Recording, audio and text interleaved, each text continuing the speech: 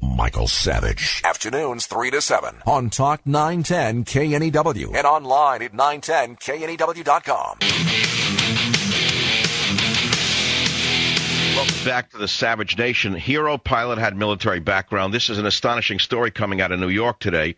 As I suspected, the U.S. Airways pilot who saved the lives of those passengers today, in fact, had 6 years' experience as an F-4 Phantom pilot. And just today, before this happened, we were very fortunate to have booked Clay Lacy for this show, and I've been on some of Clay Lacy's planes. He is the owner and president of the nation's most respected jet charter company. He has many credits, great background, and we're going to have Clay Lacy on right now on the Savage Nation. Mr. Lacy, it's an honor to have you on the Savage Nation. Glad to be here. Isn't that an amazing story today of Chesley B. Sully Sullenberger, the U.S. Airways pilot, who saved the day today in New York? Isn't that an amazing story? It's amazing, and he must have done a great job. He must have put the plane in level, and the fact that the airplane all stayed intact in one piece and didn't sink right away. Why? With the weather they had back there, the cold weather, it's just amazing. Mr. Lacy, why do you suppose the plane, aside from the fact that he he landed it exactly in the right way, he skimmed the water in essence, and it didn't break up, why did that plane float for so long? Well, I'm not sure what how far they were going. I don't know what town they were going to, but I'm sure they had a partial fuel load, which means they had a lot of air in the wings from the tanks that were not full. That helped. And if there were no big holes in the fuselage, it just takes a while for it to start sinking. Well, let's get back to why I asked you to come on the Savage Nation. The private jet industry is your bailiwick, and with the economy being the way it is, I was curious, has the economy affected the private charter jet industry directly yet?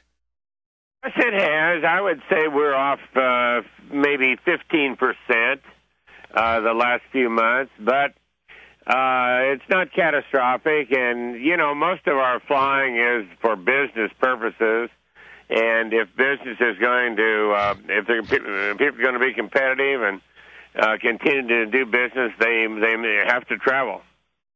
Now, have falling gas, aviation fuel prices balanced out falling business in any regard? When I flew with one of your planes last spring, there was a fuel surcharge because gasoline was through the roof at that time. I guess those surcharges are gone, but is there a compensation in some way with lower fuel prices?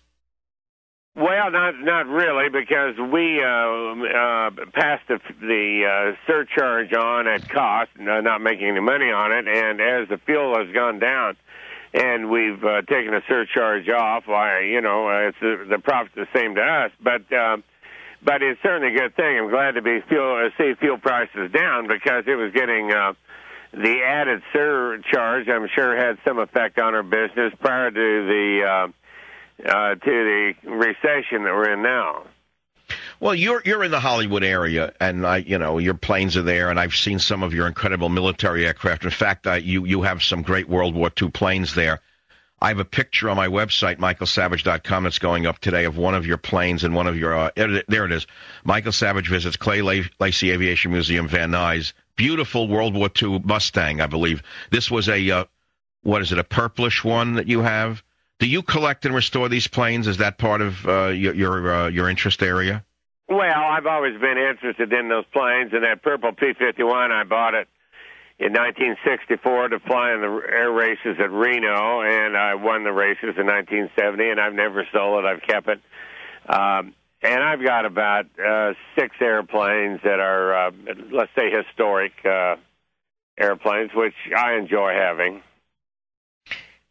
Hollywood is in your backyard, and many of Hollywood's most famous, we're not going to mention names, own private jets. From a tax point of view, is it so that in order to turn this into the planes into a business and get a tax write-off, the plane has to be put into a charter business, as it were, and be in charter 51% of the time it's flown? Is that how it works? Yes, that's it, basically. Okay, and I know this is a touchy question. I don't know if there's an answer to it yet. Obama, the Obama administration, are they going to change any rules with regard to private jet ownership, tax-wise? I have not heard of anything yet. I mean, there's some rumors, but I have not really heard of any hard proposal. Okay. Now, you have some new Gulfstream 550s in your fleet.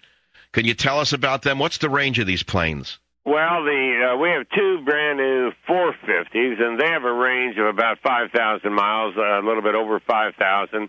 They can go worldwide. In fact, both of our newest 450s are on trips now on the other side of the world, down in Australia, and one's on a round-the-world trip. And 550, we have one of those. It'll go, over 7,000 miles. And well, you're saying 7,000 miles without refueling, Gulfstream 550. So that means Los Angeles to Moscow nonstop? Oh, easy, yeah. Wow. Easy. How many hours flying is that? Well, Moscow's probably only about 12 hours, but they will fly now. Some of these airplanes will.